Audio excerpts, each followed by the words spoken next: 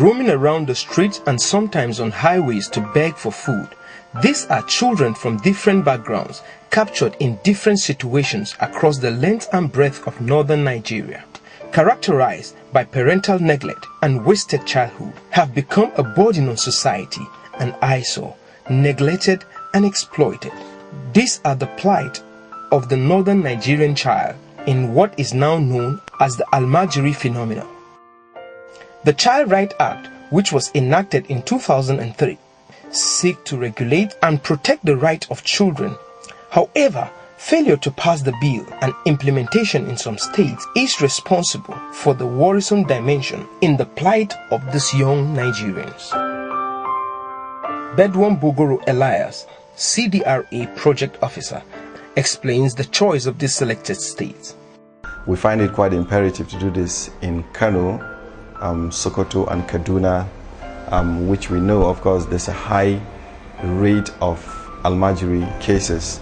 Now, we believe the Almajiri or the northern youth are actually the future of Nigeria and the future of the Ariwa. And that's why we believe that the passage of the bill is going to give them the voice to be able to express themselves.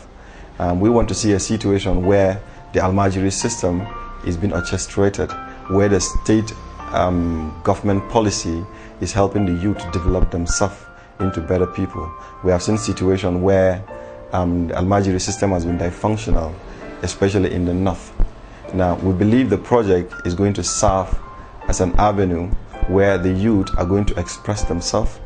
The legislative engagement too is going to be in such a way that is going to educate the people on the perception of the bill which we are advocating that it should be passed.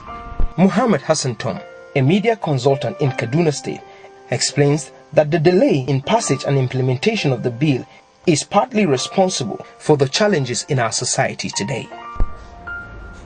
A lot of the problems in our society today are traceable to the neglect of children and youths by not only society but even the parents.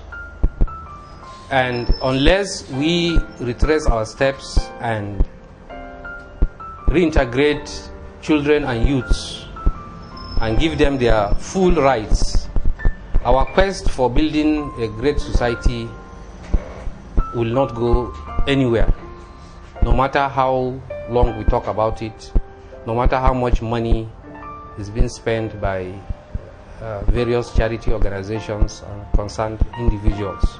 We've come up with technical committees in each of the states, and these technical committees were formed from coalition of civil society organizations who are concerned with human rights matters. Now, the awareness has been created in so many fora.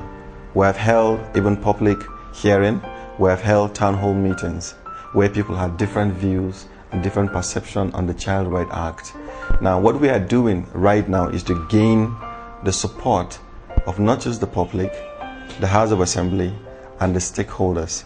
The stakeholders have been deeply involved, but because of the traditional barriers, some of the cultural challenges that we have had, especially in the north, we have not been able to take this bill for passage in the House. But the awareness that we're creating now, I believe is going to gain public support. With some of the public hearing that we have held in the town hall meetings with the stakeholders and some of the advocacy visits that we have paid to the stakeholders, people are going to be aware of what exactly we mean by the Child Rights Act, so that a young person or an Almajiri would be given the right of not just being educated, but that he has certain rights, having an identity as a person, as a Nigerian, so that he would be able to express him or herself.